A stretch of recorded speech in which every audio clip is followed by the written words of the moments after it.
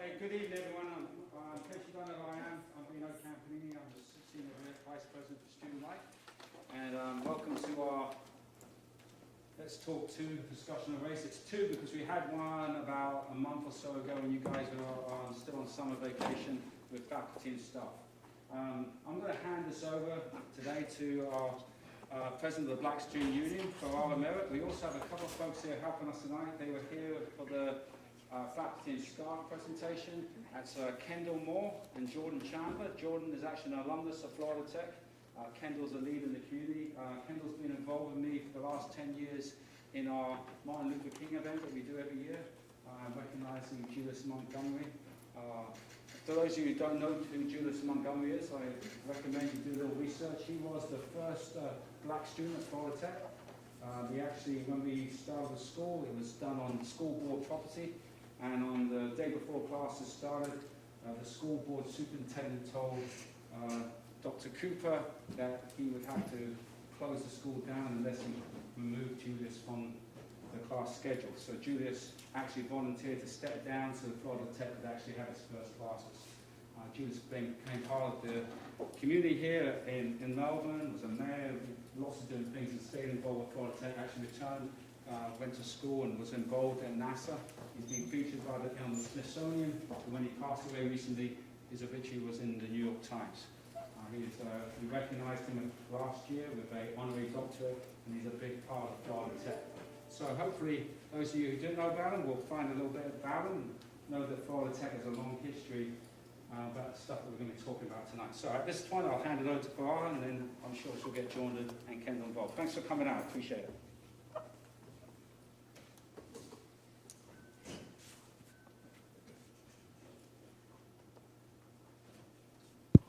Hello.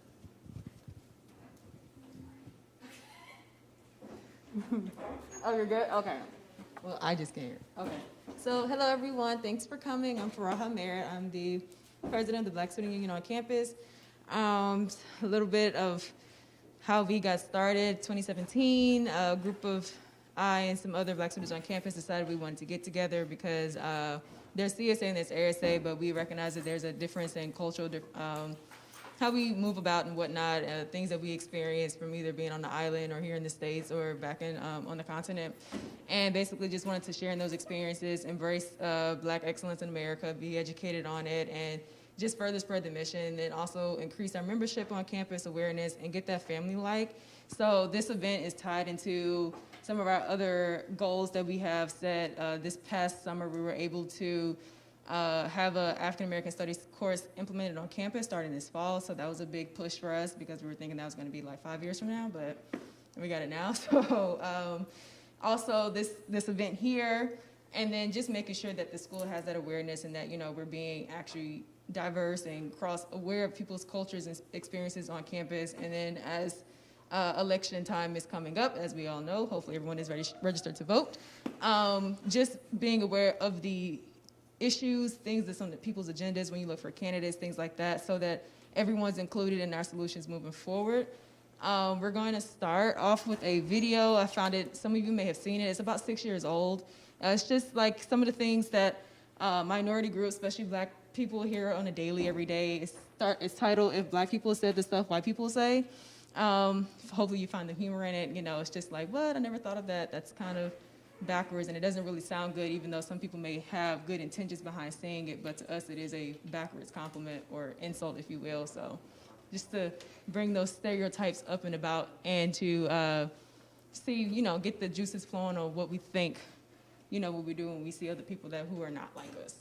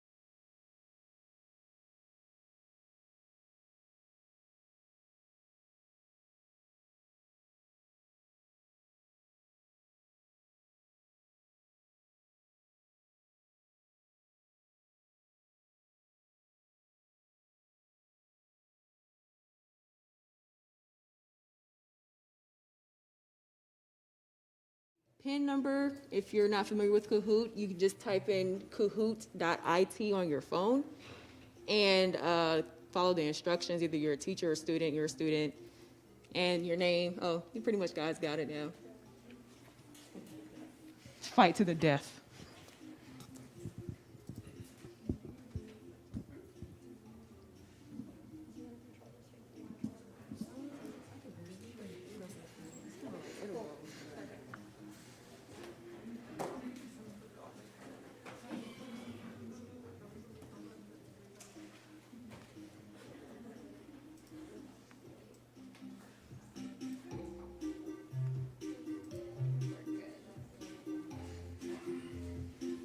Is everyone in? Yay, nay?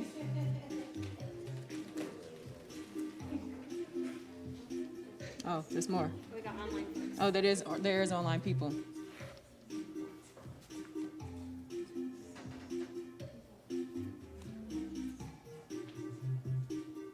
Holy smokes, 53 people.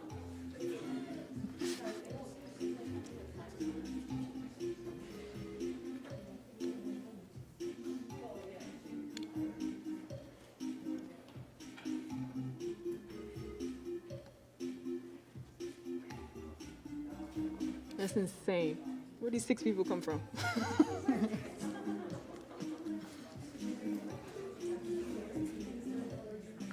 Are there more?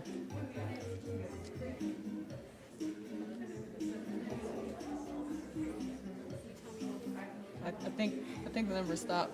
Yeah. Is everyone in? Everyone's good? Wonderful. So this is titled Black Contributions. Like I said, you may be very surprised with the things that you see. So, first question is, who created the automatic lubricator?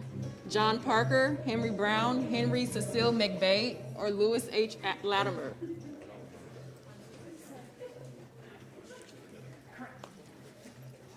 The automatic lubricator. I'm sure the engineers know more about this than I do.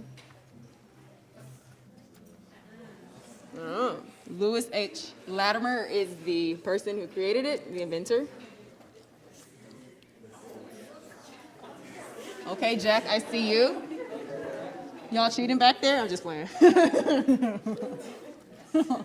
Next question is, this African American was the first Black millionaire. She is best known for hair products. We have Madam C.J. Walker, Sarah Boone, Mary Van Britten Brown, and Emmett Chappelle.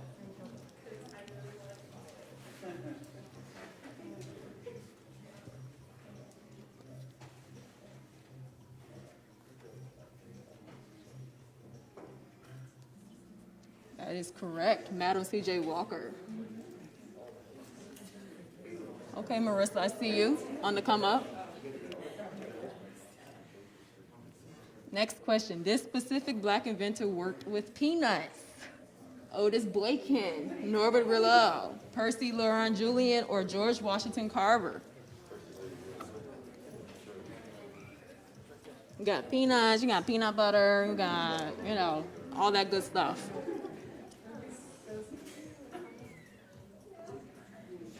George Washington Carver. That's almost an easy one.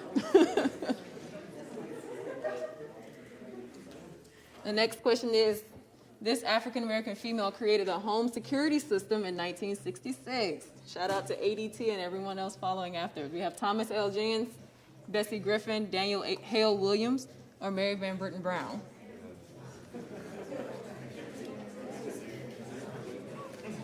I think one is kind of not it.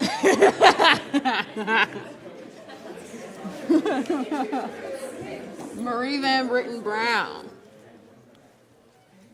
All right, Sydney. He was the first African American to be granted a patent for the first ever dry cleaner. Henry Blair, Thomas L. Jennings, David Crossraith, or Andrew Beard?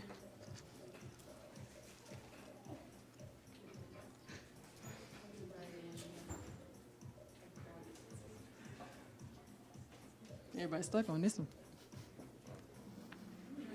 Thomas L. Jennings is the correct one.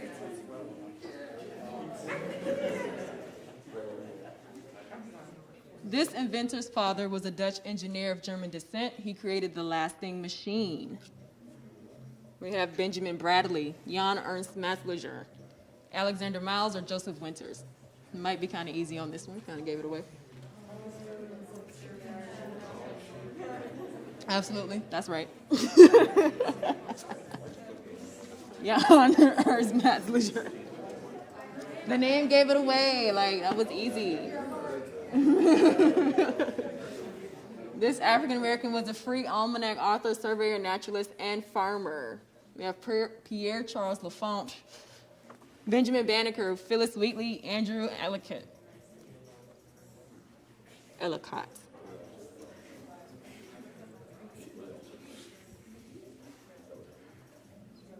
Benjamin Banneker. Okay, Kay, I see you. Ben Montgomery invented the what? The hairbrush, steam-operated propeller, corn planter, or peanut butter?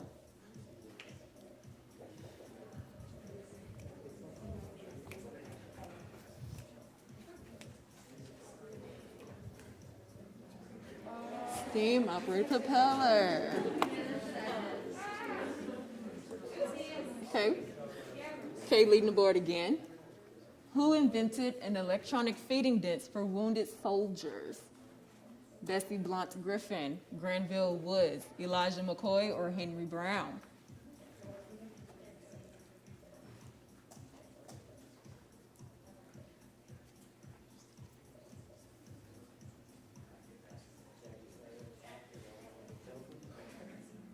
It was Bessie Blount Griffin.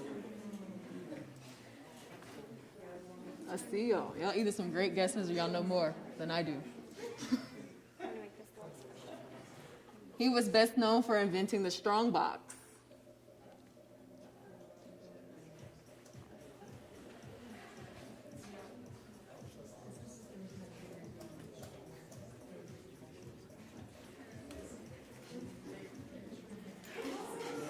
Henry Brown it was. One more question. Okay, so this was the last one. So who do we have so far? Kay is our winner. Is Kay in the room? Yeah? All right, we see you back Kay, just see me after and we'll get you a prize. Yeah? there. We'll get you a prize. Who's Grace?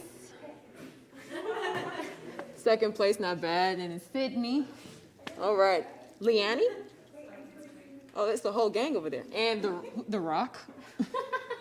Congrats.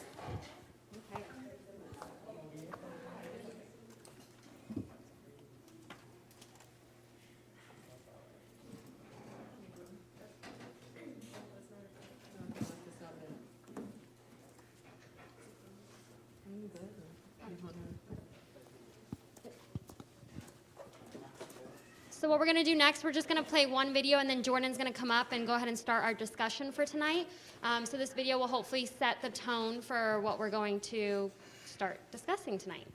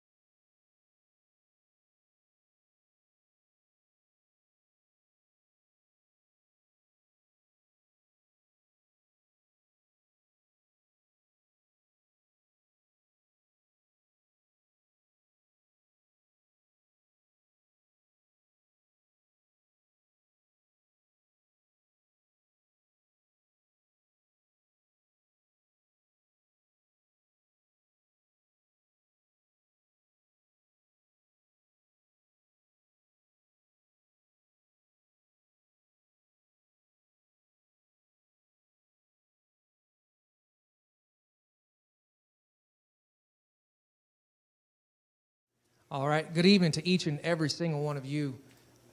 First and foremost, let us thank President McKay, Bino Campanini, Krishna Patel, Kat Nanny, Faraha Merritt, the Black Student Union, and everyone else who has been so gracious and so willing to allow us to have these open and heart-to-heart discussions to make us be better and to help us do better as we strive to make our world, our communities, and our campus more equitable and just for everyone.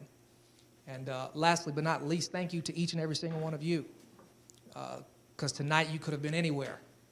We know that you had classes all day. I graduated in the fall of 2019, so I'm not too far removed from you guys. So I know that the struggle is real and definitely in this COVID era. We have all gathered here tonight because we have realized that there is a problem. And what's so amazing about this generation, our generation, is that we're willing to be a part of the solution.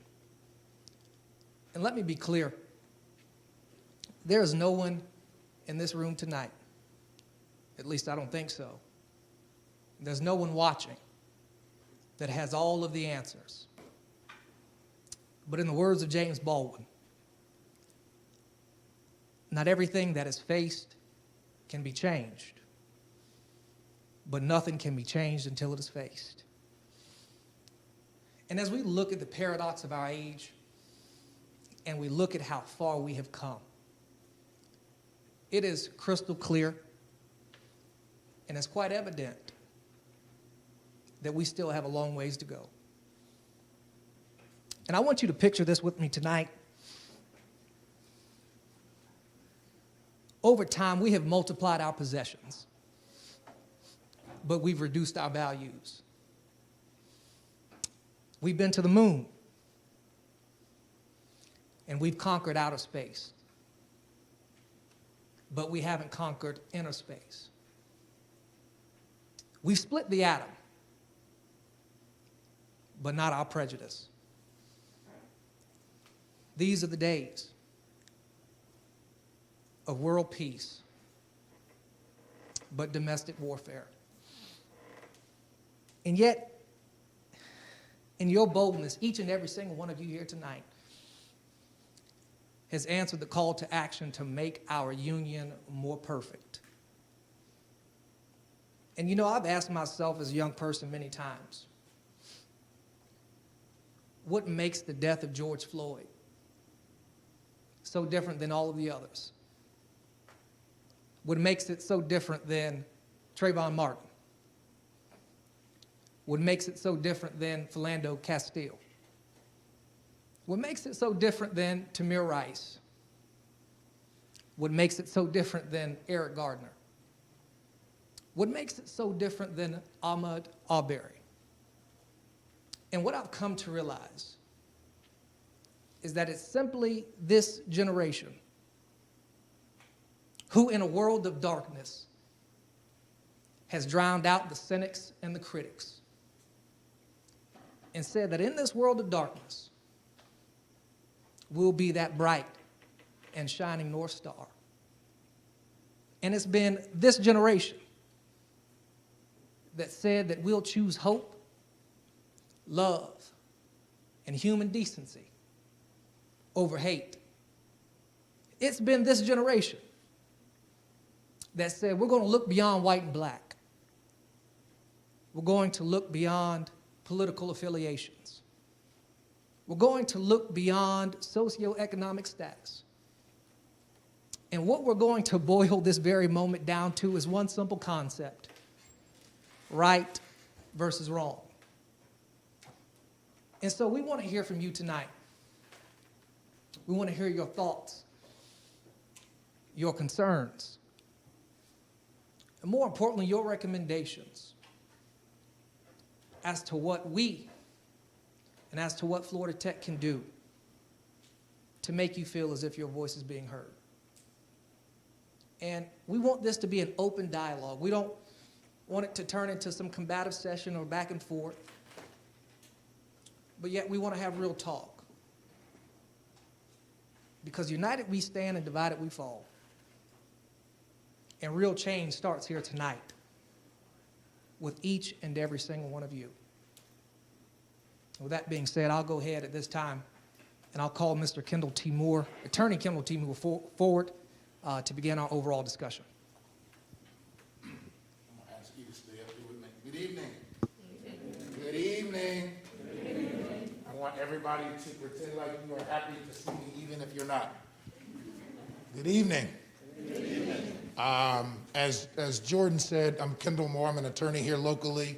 The 2019 Florida Tech graduate who just presented to you actually works at our firm, so I get the chance to see him and work with him every day. But tonight, as we like to call him, soon to be Dr. Campanini, referred to, we do a lot of work with Florida Tech as it relates to a number of issues, but currently as it relates to race. And one of the ideas as we talk to Dr. McKay and others, Florida Tech as an institution is not isolated on some unique island. It's existing in the United States today with every single thing that's going on, and puts the institution in a place and space where it has to understand how it's going to act and react, just like every other institution in the country related to what's going on. And the decision by the president was, in addition to a variety of other things that they were doing, we need to hear from all of the stakeholders. And if you think about things that have been going on over the last several months, many of you were not on campus at that time. So other stakeholders, staff, instructors, community leaders, others did gather, as Bino Campanini talked about, to discuss these issues. But it was imperative, Bino thought, Krishna thought, President McKay thought, to get back together again to have what we call in our office real talk. If we choose not to be open, not to be honest, and not to be clear about how we feel, then the discussion really isn't going to be as important, as relevant, but most importantly, it's not going to be the guide and the understanding and the clarity that the administration at this university needs to know and understand how students feel about these important issues. I think you've had to be hiding under a rock at this point to not know, understand, and appreciate that probably since the 1960s, this has been some of the most climactic issues related to race in the United States, again, since that time.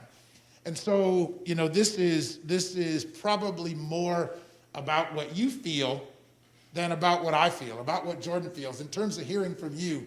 And so we talked about these same thoughts, these same ideas, these same concepts with those other stakeholders. What did the faculty think? What did the staff think? What did other community leaders think? But now it's more focused on clearly what do students think. I think you guys are clearly aware that students are extremely important stakeholders in this thing called a university setting. Kind of magically, without you, this wouldn't exist, right? In a very simply put way. So hearing from you and understanding from you, those of you who are not only getting educated, but writing checks to do so, right? It's how the economics of this university works. So your input is going to be extremely important to just help the university understand how is it going to relate, how is it going to act. And so I want to split the conversation into two real simple pieces. First, let's talk about what's going on around the country. And second, before we leave, let's talk honestly about Florida Tech. Let's talk about the fact that aside from this global world, aside from the country and where you live, you also coexist here on this campus. And as it relates to that, or some others that may be watching, you know, may be more of a participant in an electronic setting. But nonetheless, you are part of the Florida Tech family, part of this university family. So how you feel, how you see things are going to drive the way that this university responds.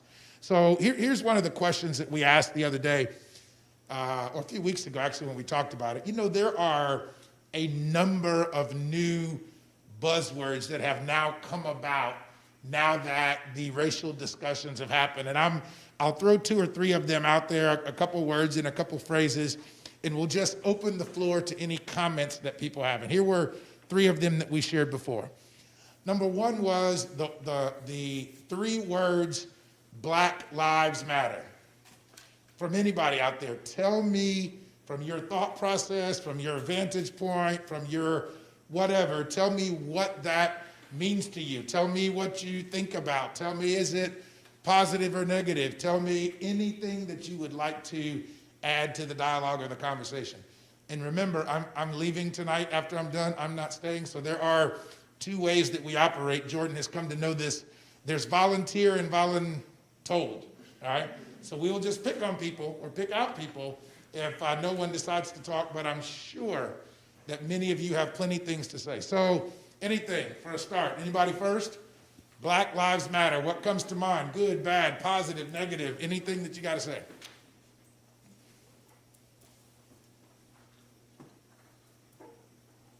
Going once. Yes, ma'am. I mean, it's obviously like a positive thing that's going on right now. And by saying Black Lives Matter, we're not saying that like only Black Lives Matter. We're just saying that, you know, this is the spotlight's on them now, and we need to realize, like as a society, that we need to move forward to this point where we can start saying, you know, like Black Lives Matter, but that doesn't mean that no one else does.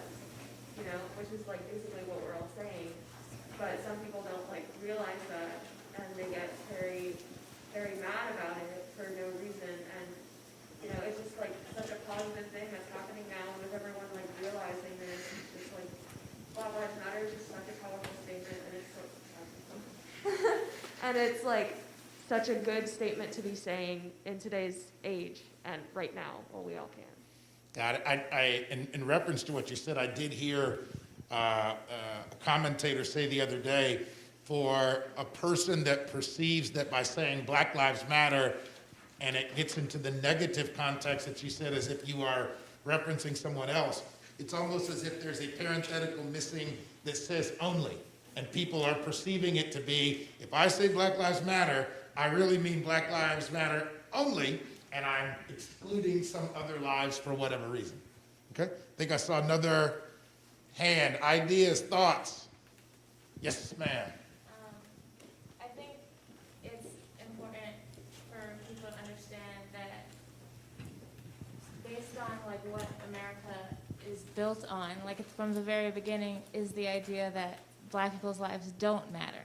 So the phrase Black Lives Matter, even though you might not consciously believe that we don't matter, it's something that's been built into the fabric of America.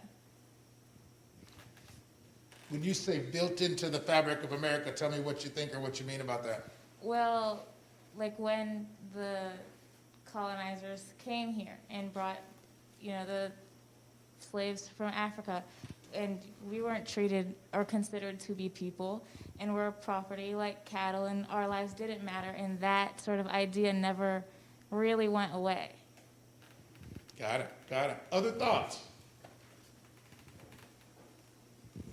Yes, ma'am. Yeah, I can add on to that, to go into detail about like being woven into the fabric. Even with the Declaration of Independence and the Revolutionary War, you know, our founding fathers, you know, saying, you know, all men were created equal, but those founding men were also slave owners, and when they created that, they were purposely not intent to include the Black members of society back then, the enslaved Africans, and it was just understood that, well, they're property, so what are you talking about? We're talking about everyone else, like we're free from the British, but anything that's under our control, that's just life. So, and then they built their economic structure off of that because of King Cotton in the South. So then you have the Civil War, and they're fighting over, you know, states' rights, yada, yada, yada. But the South was dependent on cotton, which is dependent on free labor, which is dependent on enslaved people. So therefore, they're fighting essentially to still have that structure in place, because how do you really propel a country forward if you don't have cheap labor? And unfortunately for those, and fortunately for them, they had free labor. So all the rules back then, and even laws and policies still in place, are still there to make it harder for minorities to propel forward, if you will, and even to get the benefits or reap the rewards from those ancestors who did do all the free labor and the brutal conditions, rape, what have you not. And then there's a start beyond the start line for those, and then everyone else has to catch up. But beyond that, it's not even trying to catch up. It's just a matter of, can we move those hurdles that are in place? So you have those laws and policies, whether that's housing or redlining or whatnot. So it's really just to say that if they did not matter back then legally, they should matter now. And those effects are generational. Like, they don't just go away because, oh, we're not lynching anymore, or, well, they have Voting Rights Act. Everything is passed down with wealth, education, resources, what have you. I heard three things that Ms. Merritt referenced, and we talked about those in the other meeting as well. When you say Black Lives Matter, and we talk about what's been transpiring, there are political implications, and there are also economic implications that are the cross-section across anything that transpires in this particular situation, movement, current scenario that is going on is absolutely no different. You have a variety of political implications. Has it had an impact on our presidential election? Doesn't matter where you exist on the spectrum, you're hard not to understand the implications. And then Ms. Merritt referenced the economic implications. Whether we look historically or currently of what's transpiring, there are clearly billions and billions of dollars at stake as things start to move around relative to the movement. Other ideas? We'll take one or two more and move on to another one. Any other thoughts? Black Lives Matter. Everybody's very, very quiet. Yes, sir. I think Black Lives Matter, when it comes to my mind, I think it's trying to tackle the sort of disconnect between like de jure and de facto in the laws. The laws since 1964 have, on the surface, the laws, they look great. You can't discriminate based on race, gender, creed, anything. But it still exists. And I think that's really what it's trying to tackle when I look at it. You know, you talk about that, and there were some Supreme Court justices that kind of talked about that. Thurgood Marshall was a big person that said, you know, the law on its face could actually be a very good thing, a very good concept in general, but you also have to look at its application. And sometimes when you take something that was not intended to have a negative impact and you apply it to the regular circumstance of people on the street every day, the conclusion or the outcome certainly could turn out to be negative, the unintended consequences of the application of that. And I think we see that. I mean, there are things, particularly in minority communities, or that you may have heard discussed, that are happening to minority people. Maybe when the law was written, it did not have the intent for that particular outcome. But if it's resulting in people either being hurt or dying, then the net result of that may require it to be looked at in a different way. Good thought process. Any one more? One more idea, thought. And guys, if you can, just wait until you get the mic so the people online can actually hear you. Yeah, the mics actually aren't for here. Therefore, I think you saw that there were 60 people playing, so we noticed that there were 40, 50 people that were watching on YouTube as well who participated in the game. Here's a second one that came up. Another kind of concept that we hear out there. Karen. Or Karening, I think was one of the to-dos. Tell me what that means. Is it good or bad? Is it something that should be, I think the word that was used, that should be punishable or considered a hate crime? Any thoughts? Somebody first. Is there anybody who doesn't know what that is? Bino. No, I was just teasing it.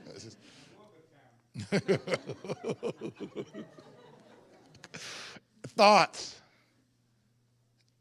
Karening. Everybody chuckled, so everybody seemed to know. Yes, ma'am. They're bringing it to you right there. Thank you. I think that this one doesn't really have any positive aspects to it, because I think when everybody thinks of Karen, we all know that it's usually like a party pooper, or, you know, somebody that's, you know, likes to rat I guess you could say in blunt terms, on people. You know, they see somebody doing something that they don't like, and even if it doesn't concern them in any way, that person will just go up and tell you what they feel and what they think with no context to the situation at all. And so basically, I feel like that's just, you know, Karen's, it's just, the term is just very negative. There's no positive. If that kind of from the context of what you're saying, if that thought process or discussion or someone taking that action results in a police officer or some other institution either properly or improperly punishing someone, arresting someone, or others, should there be any consequence to someone who takes a Karen-esque kind of action? Sorry about that. Somebody that takes that kind of action, I think there should be a repercussion, just because, I mean, granted, I don't know maybe how deep the punishment should be to the extent of it, but I feel like, you know, you have to learn from your mistakes in some form or another, and sometimes the punishment, you know, should be harsh or depending on the situation, because if you're not punished for doing something that was obviously wrong, then how are you even going to learn from it? You know, you don't learn to not touch a hot stove by just somebody telling you. You have to touch it and learn that, oh, that's hot, it's going to burn me, you know? So I feel like that same concept can be applied to that situation. Got it. Other thoughts? Other thoughts? There's one in the back. You might have to jog.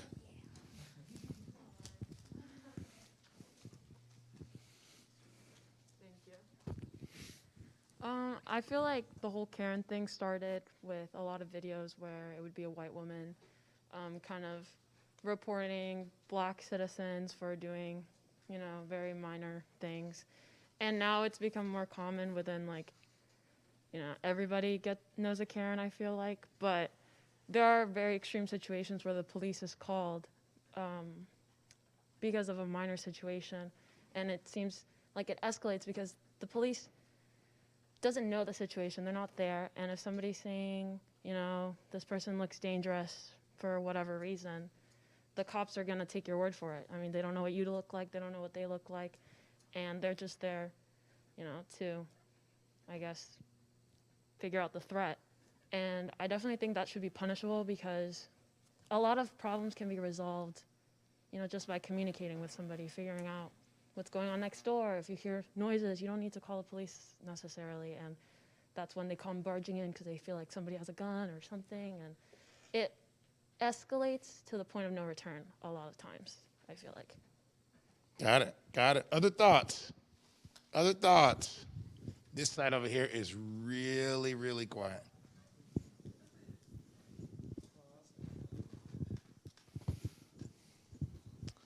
All right, so I think, like, to piggyback off what y'all said, they definitely should be, like, some legal, you know, things that happen to Karens. I mean, because thinking about the example in New York, when the lady called the police on the guy, he was taking a picture of the birds. I mean, honestly, if he wouldn't have had the video, she was going on hollering on the phone, he could have been shot, went to jail easily. And luckily, like I said, he had the video, but I feel like having, like, legal, you know, issues with that, it would provide like a defense for black people. I mean, in that case, I mean, she might think twice instead of, you know, calling the police and saying something that's false if she knows she could go to jail or at least get fined or something, you know, something like that. Yeah. Several of you just have mentioned this concept of video, which has really become an impactful place in this. Mr. Campanini and I are about the same age, and hand me my phone right there. You can even grab it with the two. Now that these exist, everybody is a reporter. All right? It used to be that there were kind of this journalistic thing, and, you know, every now and then they were there. But there seems to be, and very interested in your thoughts on this, and then we'll move on to talk about Florida Tech. This has changed the dynamic of everything. And think about George Floyd. Think about Ahmaud Arbery. Think about you talked about the New York situation with the taking pictures of the birds. There's a narrative that's told, a video surfaces that shows something completely different than the narrative that took place. Any thoughts about videos, where they fit, how this works? Everybody has become a reporter. And I try to tell folks these days, there's almost no way to get away from it. Almost everything you do today, if it's not recorded, it's capable of being recorded. You ever notice that now, we were dealing with a client the other day, and there was a crime, and the new thing that the police do now is they actually have a system that helps them understand every single place that a camera exists. Whether it's a camera outside your house, whether it's a camera at a business across the street, whether it's a camera there, and they go collect all of those pieces of video, and you just don't realize it. Even on this campus, I am sure that there are cameras in lots of places for the security's sake, but it's capturing so much. But you have a narrative where the video seems to show something different. Thoughts? I saw a hand raised right there. Yes, sir. Well, I mean, when all these protests and marches started up, I feel like we were getting more honest exposure through social media than like through news stations, because I feel like we were seeing, like, I don't know.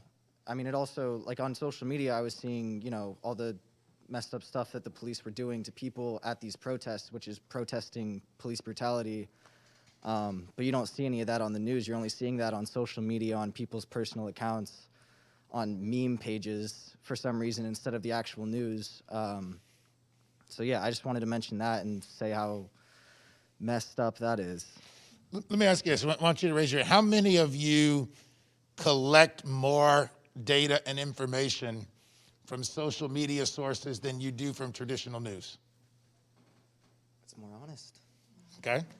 I mean, so you kind of get the idea that it's a powerful tool. Even we have a situation now where since the beginning of his election, the president, in the use of his Twitter account, has almost battled with traditional media in terms of how powerful a communication tool that it is. And you brought up something that's out there. I am either hearing it through the synthesis of what someone tells me, or I am viewing it directly as it's being captured, right, by someone who is broadcasted over a social media channel. Sorry, that was a question? No. I thought you were putting the microphone up to say something. Sorry about that. Yeah. Yeah, she wants to add on to that.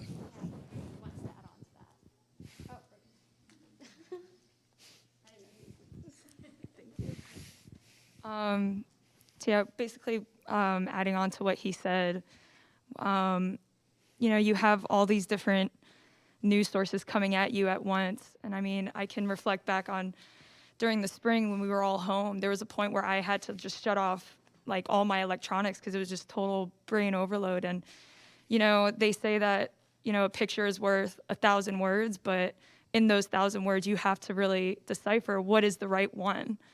You know, you can't tell from a picture and a video. And I think that's why we need more like firsthand accounts, people that are actually there from start to finish, because you can't just judge it off of a 5-second clip, 10 seconds even, you know? So that saying that a picture is worth 1,000 words is great, but which one is the real word, you know? So. And even we are learning with videos that the videos of the same situation from different vantage points tell different stories, all right? You're standing on one side, I'm standing on the other. Somebody's in the front, somebody's in the back. Everybody captures it, and sooner or later the pieces seem to come together with all the varying pieces of video. Any other thoughts on the video? Yes, sir. Oh, there's two right there. Exercise for the day. You guys are making me work hard. Is this the first one? That's one, and then one right in front of you. Okay. I will about the videos, I think it's interesting if you look back. Now, I wish I was more at this point, but I'm not too in touch with the whole movement. And the only name I can recognize from pre-internet, pre-cell phone camera days would be Rodney King. And how did that become such a big incident? Well, it was on a security camera. And I'm positive there were probably hundreds between the end of the civil rights movement and today, other than Rodney King. And the black community, the Black Lives Matter community, is very lucky to have had that security camera footage. I think you bring up a point that I think many African American people are struggling with today. In that, don't get me wrong, somebody losing their life like George Floyd is a dramatic situation and scenario, and you never want to take life and diminish that. On the other side of things, I think that there were people saying, wait, whoa, this is like number 397, not number 1. And it's great that this has elevated the situation to pay attention, but it was more of a commonplace. But as you said, it's that it happened to be caught on video, and now videos have become kind of the new news, the new reporter, the new, and again, it's almost like we used to say about an NFL referee or an NBA, right? You have 30 seconds to make a call, and people are going to go back and watch it 13,000 times and judge whether you did right or wrong. But you have to understand, that is the new standard, right? That's the world in which we live, that we are going to now not be judged by the story that somebody told. It's, well, come in, give me a statement. Well, that's going to be true too. But there's likely to be some form of video evidence that exists. Yes? Well, in terms of like how the videos, I'm answering the question about how I feel about when the video shows like a different narrative than mainstream media or the cops. It just makes me feel sort of like a distrust in the police service, simply because like I shouldn't have a problem if a Karen or someone is to see me doing something and they want to call the cops on me. But the reason I have a sort of fear about that is because I've seen the news, I've seen these videos that, someone called the cops on these people and the cops did not handle the situation the way I feel they should have. No one deserves to lose their life for a traffic stop or a routine check, because it's just not fair. Everyone deserves due justice, and it's just wrong. Well, you bring up a unique point that's been discussed quite a bit, and I would call it, we talked about the Karening, and then you talked about the police distrust. Here's a little bit of the difference. The Karen scenario is individual distrust or potential. The police situation is the potential for institutional distrust, right? What's unique about the institution? It's supposed to apply evenly to everyone. You pay taxes just like anyone else, so the applicability of the services should ultimately be equal to everyone. And so, yes, someone else may go off the rails, some individual, but when it's the institution that seems to go off the rails that should be equally supportive of everyone, it's an even greater concern. And that's really where we are today, that institutions are being challenged. And I think really, in full clarity, that's why Florida Tech wants to have a robust discussion, because as an institution, just like every other institution, it wants to understand the issues, fully vet those out, have real conversations about what people think and feel, and go from there. Let me give you one more that I heard somebody say, and then we'll talk a little bit about Florida Tech and try to be timely to get you out of here as we committed. Somebody mentioned the marches. Who do we see primarily marching? Any thoughts or context about who you see that is marching? I think primarily you're seeing a lot of younger people and a lot of people of our generation, way more than you're seeing anyone older, which again I think has to do with the generational thing you were talking about. And I think because we have access to all these videos and because we're more in touch with like social media and stuff like that, we're seeing this injustice and we're taking what we've learned and how we have been using social media and we're doing something about it. And I don't want to discredit, there are people who are older who are like joining in and are coming out, which is great. But I think that also gives us the responsibility as the younger generation to be educating older generations, like our grandparents and stuff like that, and just like not being afraid to have those conversations with them, because I think that's really important. And especially like when like I had a conversation with my grandparents, and it's just like something that they're used to. Like they don't even see it as racism sometimes, because it's just like how it's been since they were young. So just having that conversation with them and informing them about the things that are going on and why it's wrong is important for us. Got it. And there was one in the red, and then Ms. Barron.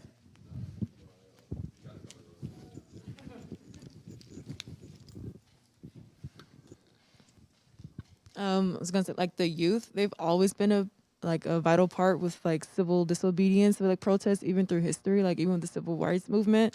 John Lewis, MLK, like they were 20s, like just like we are right now. And it's because when you're younger, like children have innocence, and then once you see that, what you've been told is now the actions are the opposite. It's like, that's not right. You speak out, and you have so forth, the consequences and the results going from there. And then just even with now that we have videos, we have the technology in place, it's like now you don't have to just rely on, adults or some police or some officer or someone in authority to tell you what happened. You can see it and say, no, you're lying. That's not right. And you feel a need, hopefully, if you're, sensitive and sympathetic enough to take action against, or at least feel to know that that doesn't deserve to be that way. And whatever needs to be done to change it, you take your part, whether that's posting or sharing or actually marching or voting or going out to, actually just say, like, that's not right. I don't agree with this concept. This may have been accepted for the past 50, 60 years, but that's the reason why we're having this situation today. And, I feel like as youth or being a younger part of the generation, we don't have time for these old mantras. Like, my goodness, like, they're moving the way they did back then for whatever reason they had. But now it's like, we want to move towards, we want glasses that we can see everything. We don't have time for these other things, but they just keep coming up. And unfortunately, like, we're not so unattached from everyone else to where we're not affected. Like, we're all connected on social media. So if one person shares something and I have 1,000 followers, now 1,000 people have the potential to see it. And so now they're touched by it, and it's just like, whoa, that's not right.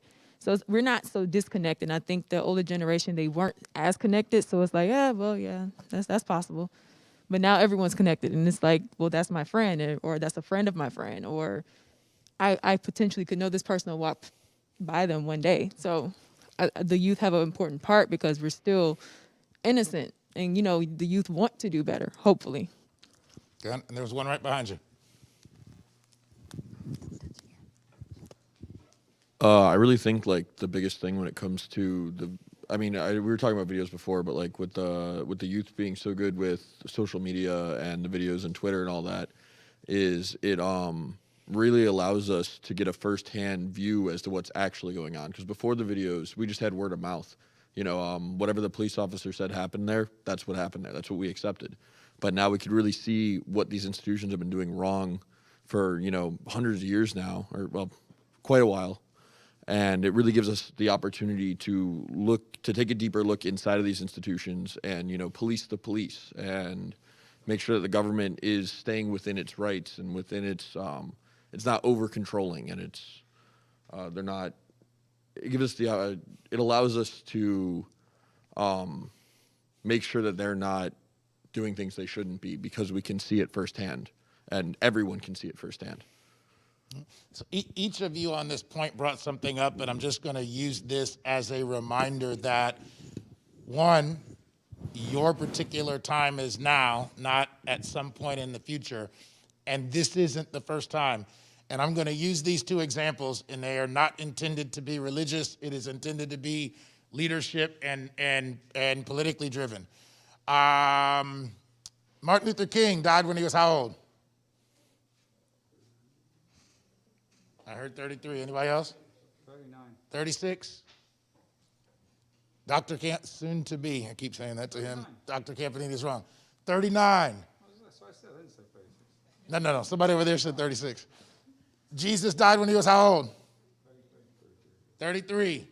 So two leaders, whether you believe what they self-taught or not, who happen to have particular ideas about particular things that they thought were not going right around them, who really voiced their opinion and made big change, everything you know about them, they obviously did in their 20s and 30s.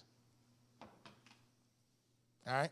Although it seems very, very different, like you said with your grandparents and the like, they said the same thing to their grandparents then when they were in their 20s. Something's not right. So quite often what you see in history, and those are just two examples, there are many, it is the younger generation that sees things differently, that feels that they are impacted in a certain way, that causes them to take action, and it starts with some level of ultimate revolution.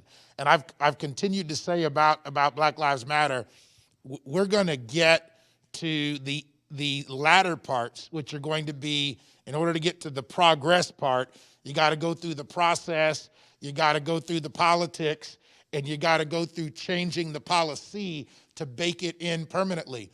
But let me ask you this, would any of that have happened absent the protests? Would we even be talking about changing policy? Would we even be talking about, changing the process? Would we be talking about impacting the politics from president down to dog catcher if there had never been protests, right? So that thought process of younger people having concerns, organizing, self-expression in an extremely public way to make drastic change, that paradigm is not new. It has been happening for hundreds, if not thousands. What you're experiencing today is absolutely no different than something else that's taken place. And so part of the important part is it's not some later thing to do, right? You're going to wake up one day and be like the two of us, which is 50, right? That's a difficult thought process, right? But 18 to 50 moves pretty quickly. But if you look at a series of leaders, go home tonight and just take a look at that when you've got a 5-minute break from your homework. Magnificent leaders who died before the age of 40. And it's a superb laundry list of people who've achieved super significant things, right? Kind of during this window. So we're going to spend the last 5 minutes and close on this. We've talked about what's going on around America, Black Lives Matter, all that. Tell me what's happening at Florida Tech. Do the things that concern us around the country and at home exist in the context of this campus?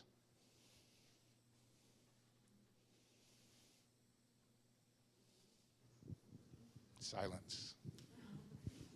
You have one right there.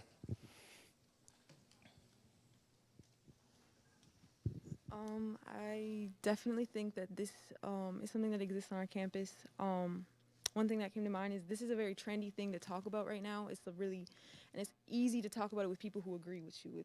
It's easy to talk about in this environment, but where I think it becomes relevant is talking to it with older people, with professors, with people who kind of overlook the people who are involved in this system, the Florida Tech system, the structures in Florida Tech that we interact with on a daily basis.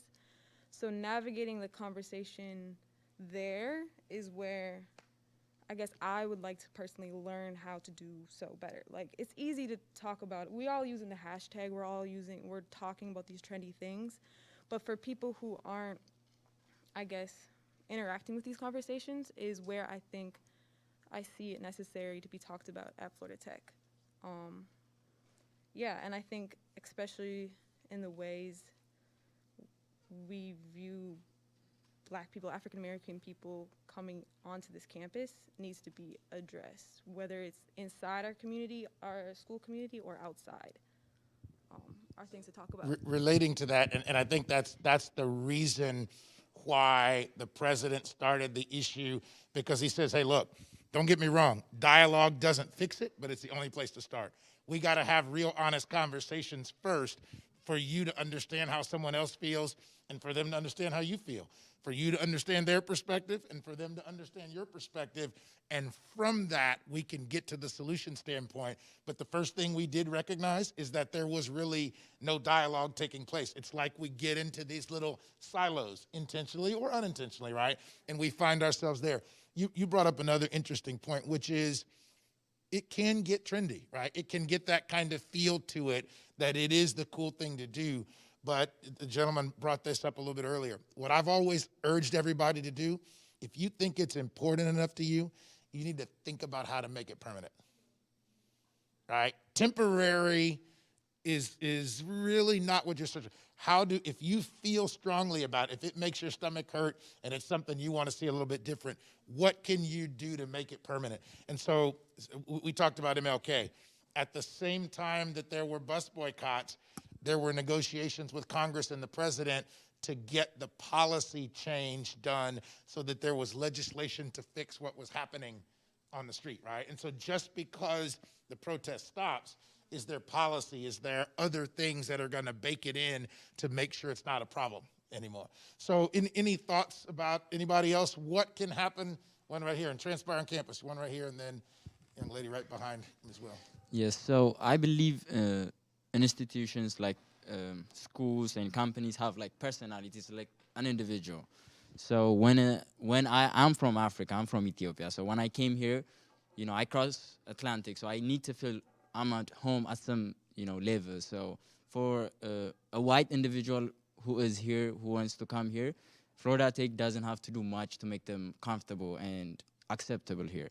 But for us, I think the institution needs to go out of its way, and it needs to make it like more hospitable. It needs to make me feel that I have people here, and people that are here are welcome. So one of the things I found it lacking in here is the student organization that we have in here. We don't promote them as much. And I know we're not something different, but since we're a minority, if we don't put it out there, if an individual doesn't go and try to find those people, it's not, the school doesn't have like a system that if when international student or somebody, a person of color come here, yeah, there is an institution, there are student clubs that are already running in here. We have this institution that, you know, you can feel comfortable, you can have, you know, the same thing. It's an individual, as a human being, we like something that we know. So there are familiarity in here, and you're welcome here. I think the school have an opportunity to grow in that section. There's one right there, 2 rows back.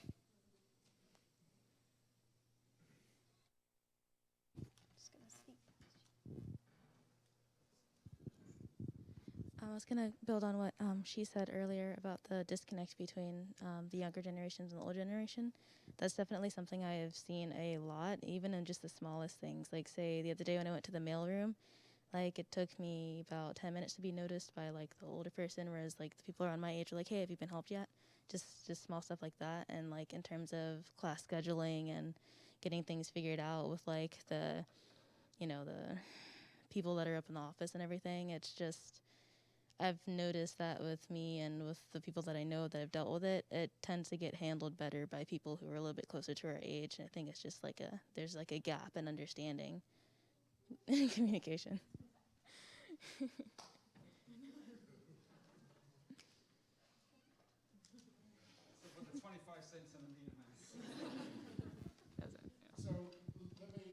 One more, and then I'm going to ask Ms. Merritt to answer this question. Does anybody agree or disagree from a either African American perspective, African diaspora concept, whatever? Do you believe that exists anywhere in your core curriculum? No. I see a couple of no's. Any other thoughts? Any particular class that you feel addresses any of those concepts? So I'm gonna ask. I saw was looked like it was about to be a hand. One hand right here. Yeah. Ms. Merritt, you can come on up because you're going to answer this question, and then we'll ask Mr. Chandler to close us out. Yeah, I was just going to say, you know, I'm a chemical engineering major, so none of my classes address anything cultural. So that's not really something that Florida Tech is catering to. So if that's something that we as students want, that's something we're going to have to voice.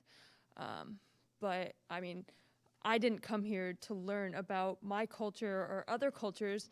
I mean, if I came here as a history major, I would be learning, like, that's what I would be wanting to learn. But as an engineering major, I came here to learn engineering. But but I think it would be valuable to, you know, learn about all other cultures, you know, within the gen ed curriculum and you know, within the full curriculum, so.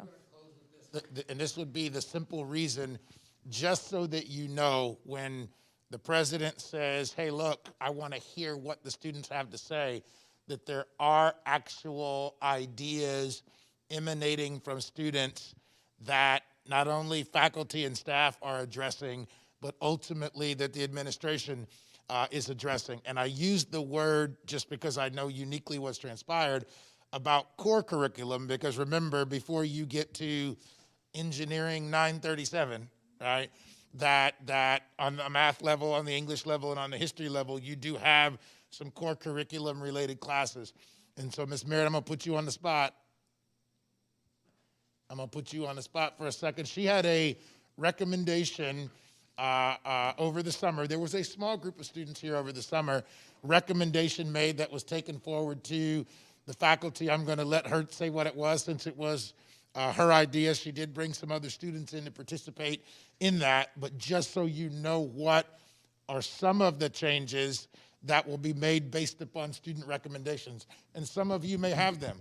And since I'll be gone, call Krishna, call soon-to-be Dr. Caponini, relative to any thoughts or ideas that you may have about this. And so I'm gonna take a seat, let her answer that question, and let Mr. Chandler close it out. So before I answer that question, to the other question about how does it exist on Florida Tech, the way I see it, like Florida Tech is its bubble. I mean, for its obvious reasons, we hear you want to immerse yourself in a place, in an environment where you can learn and grow academically in your skills, and that's very valuable and important. That's what you paid $56,000 for, right? But also, when you're here, you're not just on campus, right? I don't know if you guys been around the Melbourne area and the streets or anything. It gets really different. It's not as liberal, you know. It's especially, you know, since we boast diversity on campus, and that's not just internationally, that's nationally as well. We have students coming from all parts of the country. So here you are, you come to Florida Tech and you're learning your engineering and your maths and, you know, probably failing or something like that.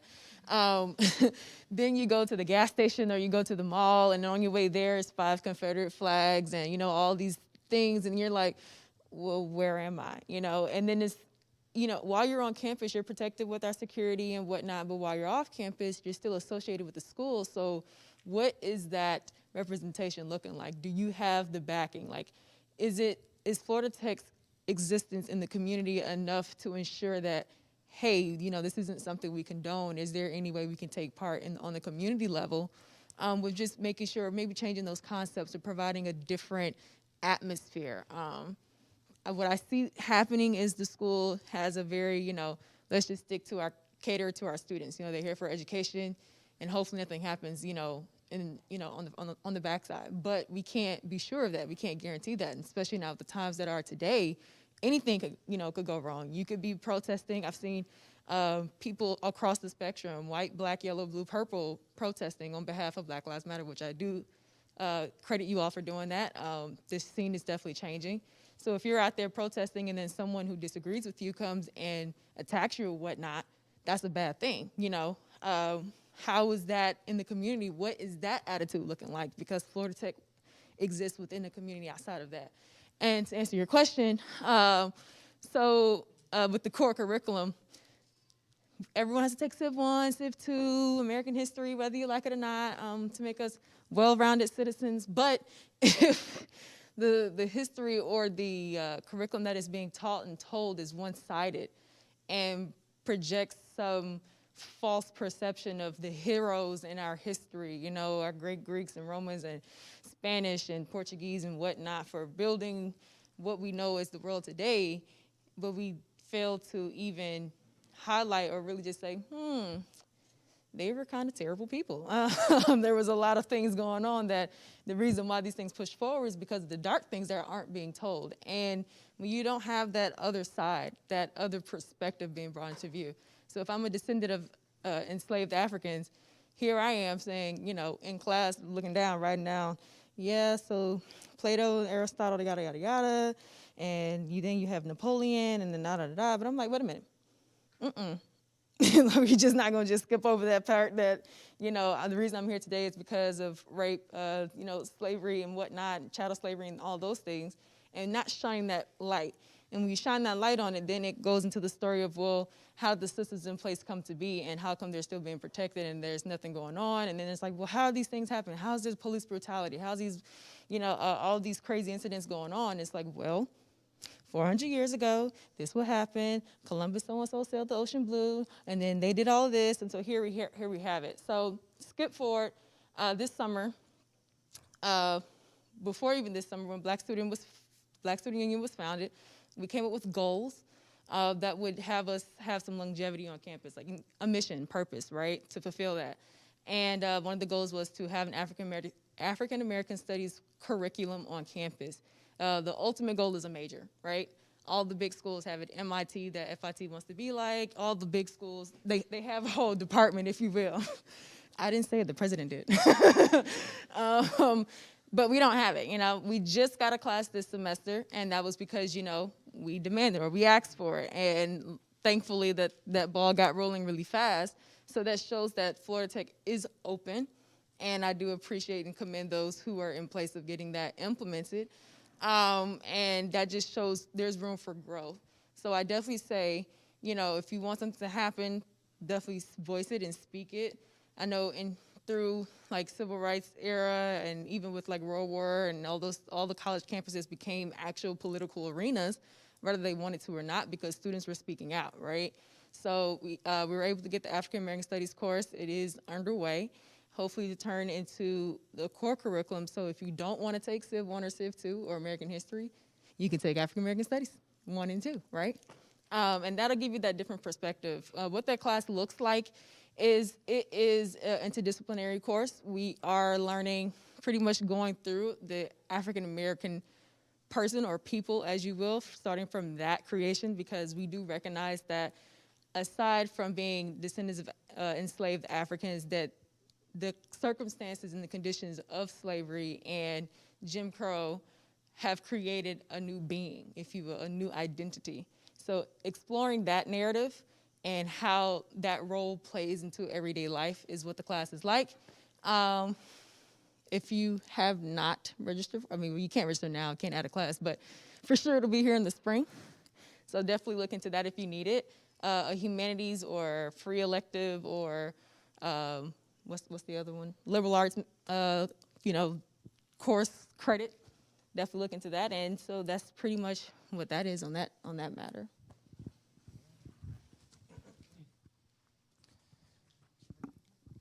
As we get ready to close out tonight, definitely want to give Faraha a round of applause, if you don't mind. She has really led the charge on that African American Studies course, in addition to making sure that everybody's voices on campus are heard in terms of this issue that we're going through right now. Whether you agree with this movement or don't, our goal tonight was simply to encourage you. If you see something that isn't right, it doesn't feel right, it should be each and every single one of our responsibility and obligation to speak up, to speak out, to stand up and to stand out. And hopefully all of us know right and wrong. My mom used to tell me, she said, Jordan, if it walks like a duck, it quacks like a duck, it's a duck. And so hopefully each and every single one of you here tonight is taking something away from this. And I want to close out with a story, and Kendall loves when I tell this story. It's simply called The Carrot, the Egg, and the Coffee Bean.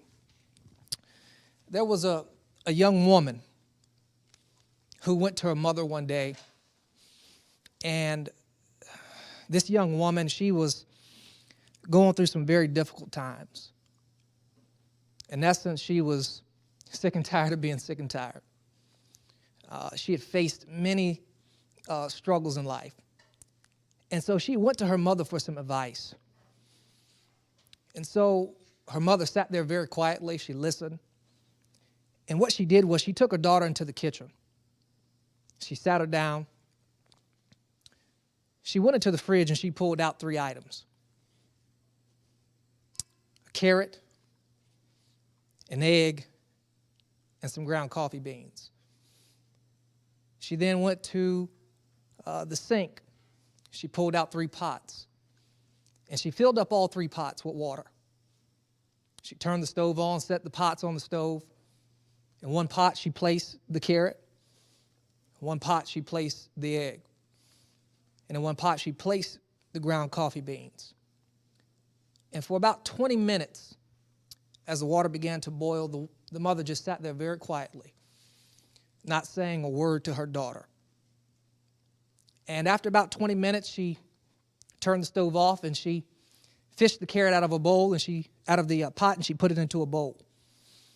She fished the egg out of the pot and put it into a bowl. She then took the coffee and she poured it into a cup. She went over to her daughter and she said, "Tell me what you see." The girl very sarcastically said, "Of course, it's a carrot. It's an egg, and it's coffee." So mother then called her over and said, "I want you to feel the carrot."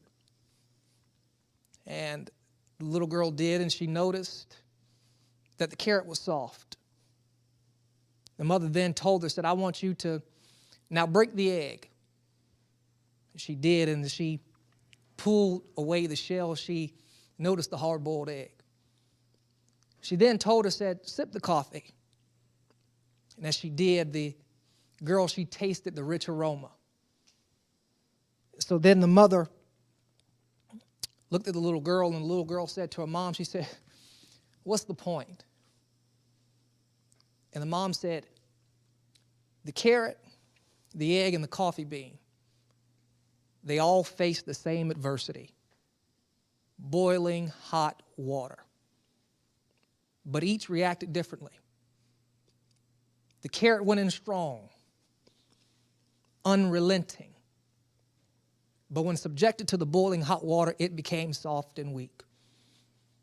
The egg went in strong as well, the thin outer shell protecting its liquid interior. And then after being subjected to boiling hot water, its fluid interior became hardened and stiff. But there was something about that ground coffee bean. When it touched the water, it changed the water. His daughter, she had tears flowing from her eyes. And so tonight I want to ask you, which are you? Are you the coffee? Are you the egg? Are you the carrot? Am I the egg that starts with a malleable heart but changes with the heat? Did I have a fluid spirit, but after hardship, trials, and tribulations, I became hardened and stiff? Does my shell look the same, but on the inside am I bitter with a stiff spirit and a hardened heart? Am I the carrot that seems strong, but with pain and adversity do I wilt and become weak? Or am I the ground coffee bean, the bean that actually changes the water, the very circumstances that brings about pain? Each of us in life face adversity. But I want to encourage each and every single one of you that in these difficult days, like I said before, when it doesn't look right and when it doesn't seem right, you have to be the one to speak up and to speak out. And there was a man Kendall mentioned by the name of Dr. King. And on April 3rd, 1968, Dr. King gave a speech before a Memphis crowd. And As we know, it was the night before he was assassinated. And Dr. King, I believe, left America with some instructions. And this happens to be my favorite speech of all time. Dr. King said, "We've got some difficult days ahead, but it really doesn't matter with us now, because we as a people have been to the mountaintop. We've looked over, and we've seen the promised land." He said, "I may not get there with you, but I want you to know tonight that we as a people will get to the promised land." And so in these difficult days ahead, many challenges all around us, no matter what the circumstances may bring, we as a people, not a white people, not a black people, not a Latino, Asian, gay, straight, Christian, non-Christian, but we as a people will get to the promised land. At this moment, we'll have a video, and then Bino Campanini, doctor, soon to be, will come up and give us the closing remarks.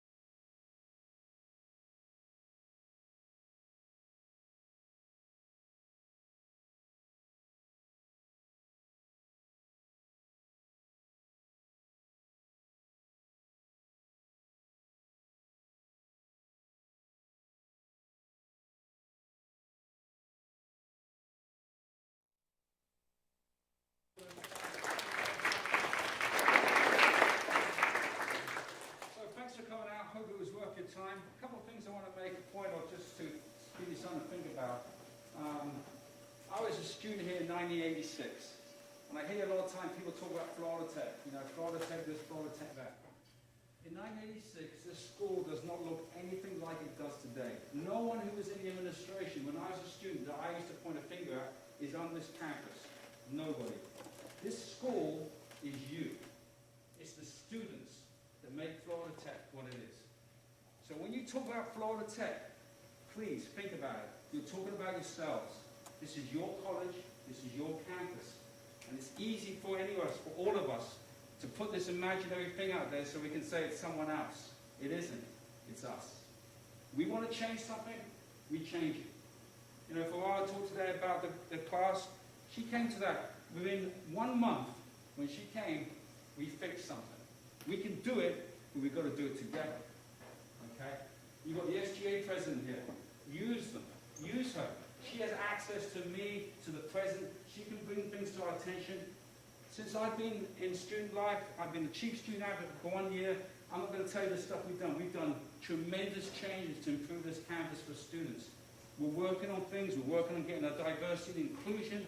We're going to work on many things. But we've also got to be honest about what we're saying here.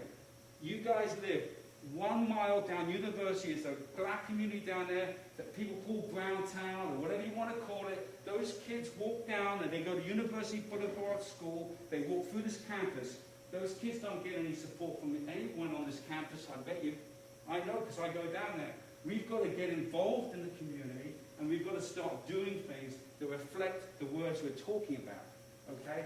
And that means not just our black community, it means everyone on this campus. It means that when we see a black person, they're not a criminal, a Muslim's not a terrorist, a Chinese guy's not bringing COVID to us.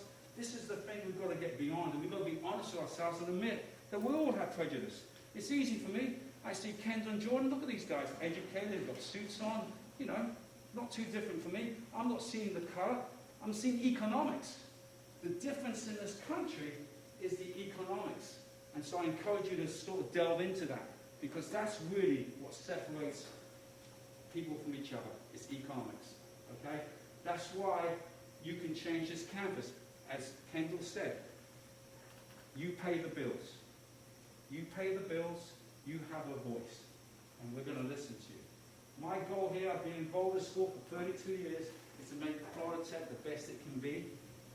But I'm one guy. I need your help, and I'll do the best I can for you. So this is the start. It's not the finish. We've got to start building on this. We've got to start working together. And there's many other issues we've got to talk about as well, beyond just this. But this is the start. So I encourage you to let me know what you want, what other issues you're interested in. Come see me about your situation. We want to be in thing. Hey, I was an English guy. It's a lot easier for me to assimilate. But I still came 3,000 miles away from my family and got here. You know, easier for me. But I understand where you're coming from, man. You're coming on your own. You're coming to a different country. But just like Florida Tech is you, America is us as well. This is our country. I'm a citizen now. So this is our country. And this country should reflect what we value. Okay? And you're the generation that can make a difference. It may not seem that way, but it does. So, one of the biggest things you can do is vote. The one thing that this country is why it makes it one of the greatest countries in the world. There's no question about it. You know, everyone likes to say it is, but it still is the greatest country in the world. I've traveled all over the world. I've been to a lot of places. People still admire America for what it represents. And one of the biggest things you have is democracy, is a chance to go out and vote. So never think it's not worth your time. It doesn't matter who you're for, I don't care. Go use your expression and vote. Get involved. All right? Thanks for coming out tonight. We appreciate it. You have a voice.